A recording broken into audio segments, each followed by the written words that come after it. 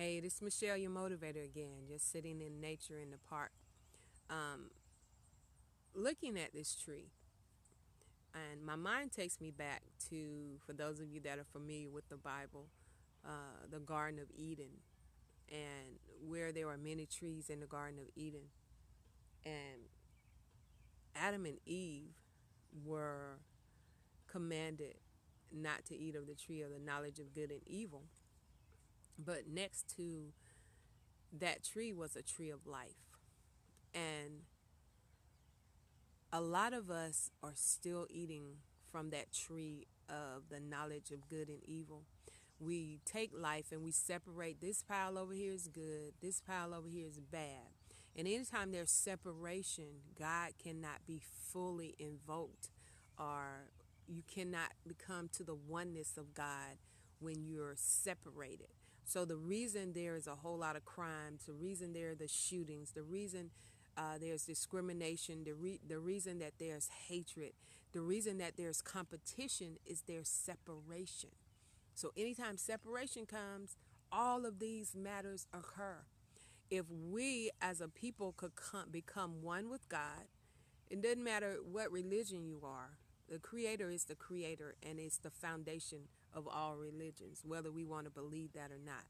But the tree of life was in the garden, but it was left alone. And it's kind of like our life. The tree of life is available to us. We have authority to operate in it. It provides unlimited resources, but we fail to engulf the tree of life. And so our life becomes separated. It becomes less than when it could be more than it could be a more abundantly than we ever could have actually conceived. And so I'm looking at this tree and I'm seeing everything that's about this tree. It's standing tall.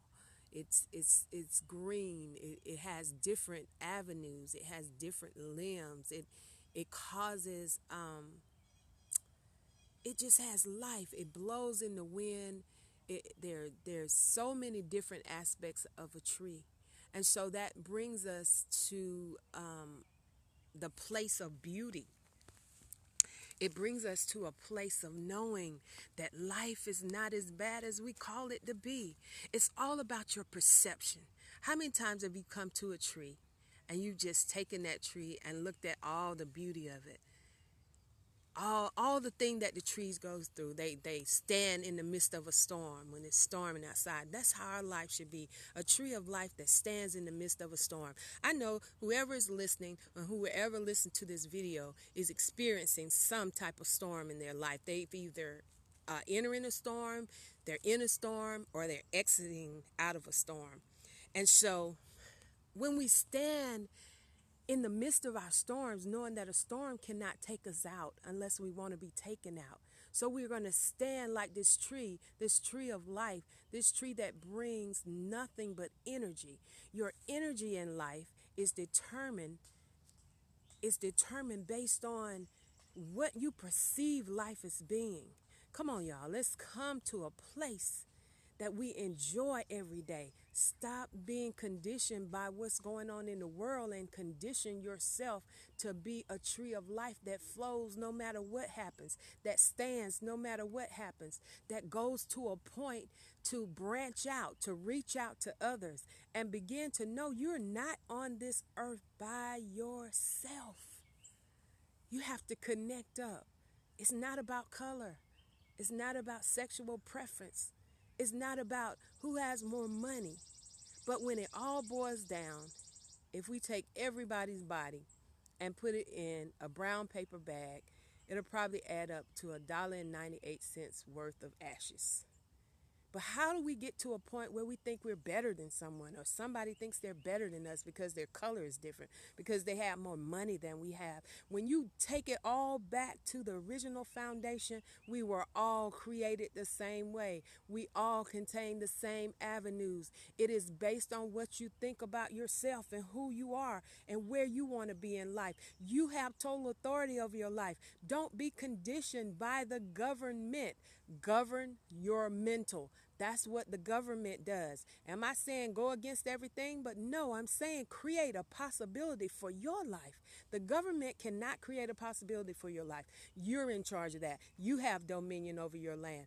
You have that third eye, that inside instinct that can give you intuition as to what your next move is in life. So where